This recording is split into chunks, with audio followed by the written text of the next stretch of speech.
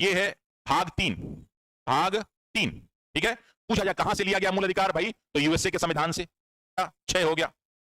ठीक, आज मैं आपको अनुच्छेद 51 तक बताऊंगा। तो ये जा देखते हैं इसमें कि अनुच्छेद के 12 से लेकर 35 तक है सर। तो इसको कहा जाता है मैग्ना कार्टा। क्या कहा जाता है आपको इसको? Magna carta. क्यों कहा जाता है? ये सब मैंने पॉलिटी क्लास में पढ़ा रखा है। राज्य की परिभाषा, मूल अधिकार से रिलेटेड नहीं है ये। राज्य की परिभाषा पूछा जाता है एग्जाम में कि राज्य की परिभाषा किस अनुच्छेद में दिया गया है? तो अनुच्छेद 12। कई लोग मूल अधिकार को लेकर कंफ्यूज रहते हैं, उसमें मूल अधिकार नहीं दिया गया भाई, उसमें नहीं दिया गया भाई। उसमें राज्य की परिभाषा में देश में कौन कौन लोग शामिल हैं? ये विधायिका, राज्य में आती है विधायिका, और राज्य में आती है कार्यपालिका। विधायिका और कार्यपालिका, यानी कि राज्य की परिभाषा में न्यायपालिका शामिल नहीं है। एग्जाम में प्रश्न आ जाए कि क्या न्यायपालिका राज्य की परिभाषा में शामिल है? नहीं है। कौन कौन सा? कार्यपालिका ये माने संसद, विधायिका माने विधानमंडल, राज्य वाला विधानमंडल, संसद शामिल है ये केंद्र वाला, विधानमंडल ये राज्य वाला। Very good. कहा कार्यपालिका में क्या? तो भाई राज्य सरकार, भारत सरकार, ये भारत सरकार इसमें शामिल है। और कौन सा शामिल है इसमें? अधिकारी कर्मचारी सरकार के अंदर काम कर रहे हैं, चाहे केंद्र में, चाहे राज्य में, चाहे विदेशों में भी। विदेशों का मतलब कि जितने लोग एम्बेसी में काम कर रहे हैं, दूतावास में, वो दूतावास वाले सारे के सारे कर्मचारी भी किसमें आते हैं? भारत की कार्यपालिका में, क्योंकि वो भारत की भूमि मानी जाती है। तो 13 में शामिल किया गया कि जो आपको मूल अधिकार दिया गया उसमें कोई काट छाट करने लगेगा तो कौन रोकेगा? तो काट छाट करने लगेगा तो उसको रोकने वाला है कौन? न्यायपालिका। क्या शक्ति दी गई है कि भाई मूल अधिकार को आप कम या समाप्त करने वाला कानून नहीं बना सकते। तो याद रखिएगा, सद अगर ये काम करे तो उसमें कौन लगा सकती है रोक? न्यायपालिका। कौन लगा सकती है? न्यायपालिका रोक लगा सकती है। और इसी को कहते हैं न्यायिक पुनरावलोकन। क्या कहते हैं? न्यायिक पुनरावलोकन। कि ऐसा कोई भी कानून जो संसद में, जो संविधान के अनुकूल नहीं हो, तो उसको फिर से कौन चेक कर सकता है? न्यायपालिका। तो पूछा जाता है कि न्यायिक पुनरावलोकन का उल्लेख किस अनुच्छेद में है? अनुच्छेद 13 में। पूछा जा सकता है कहां से लिया गया है? यूएसए से।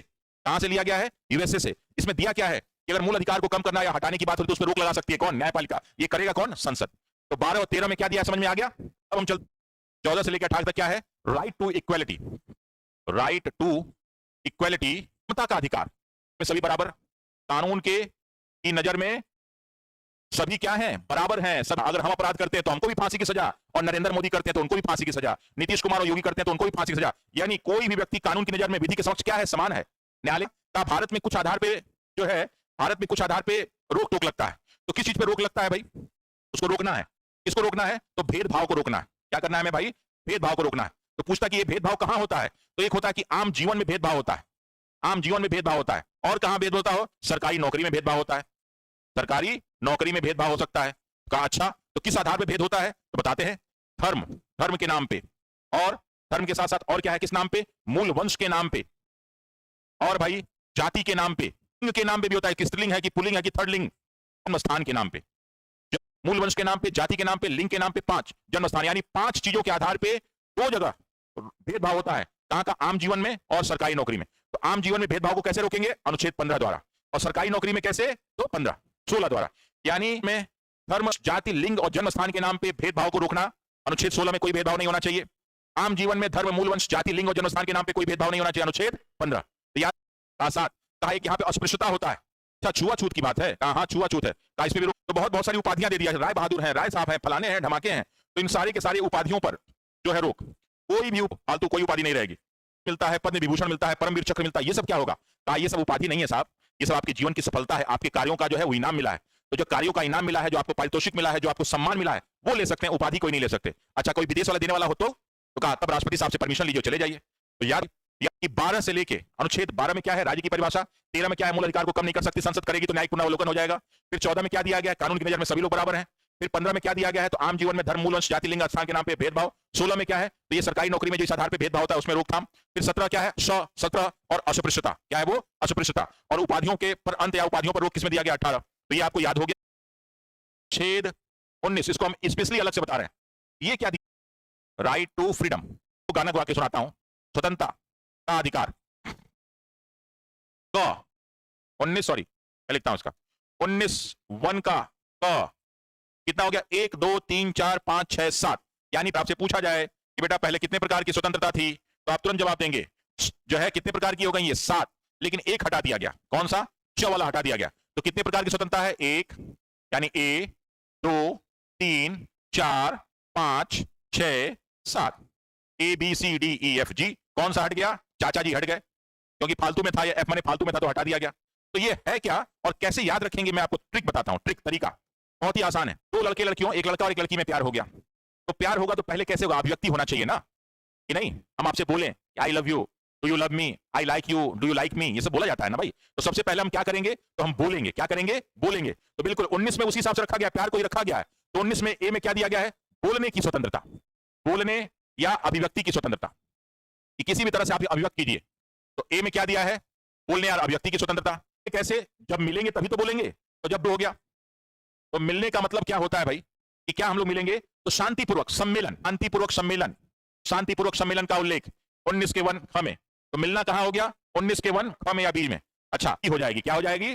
दोस्ती। तो दोस्ती का मतलब क्या होगा? अब हम लोग का ग्रुप बन गया। ग्रुप माने संघ, संघ या ग्रुप बनाने की स्वतंत्रता करेंगे। अब हम लोग घूमना फिरना शुरू करेंगे, तो शुरू हो जाएगा घूमना फिरना, माने कि भारत के कहीं भी आप जा सकते हैं। किया गया है, यानी पहले बोले आई लव यू, मिलना शुरू हो गया, शांतिपूर्वक सम्मेलन हो रहा है, दोस्ती संघ ग्रुप बना लिए, फिर घूमना फिरना शुरू कर दिए। क्या कर दिए? घूमना फिरना शुरू किया, भारत में कहीं भी आने जाने की स्वतंत्रता हो गई। कहा अब कैसा करते हैं? कहीं यार इतना घूमना जाना बहुत हो गया, कहीं भी बस जाते हैं, कहीं रह जाते हैं, बस जाते हैं। तो बस जाने का मतलब क्या होता है? कहीं भी घर बना लिया, यानी भारत में कोई भी जो प्रतिबंधित क्षेत्र नहीं, आप वहां पे घर बना के रह सकते हैं। तो की स्वतंत्रता भैया, बहुत हो गया घूमना फिरना। संपत्ति, ये सब जो है ये अर्जित करना पड़ेगा। तो जब अर्जित करने की बात थी तो लोगों ने अर्जित किया, लेकिन बाद में 44वें संविधान संशोधन द्वारा इसको हटा दिया गया। 44वें संविधान संशोधन द्वारा इसको क्या किया गया? हटा दिया गया। तो एग्जाम में आया कुछ कारोबार व्यापार कर लेते हैं, तो जी में जो है भाई प्यार से व्यापार ये करना शुरू करते हैं, क्या करना शुरू कीजिए। अब ये नहीं कि बंदूक गोली बनाने लगेगा।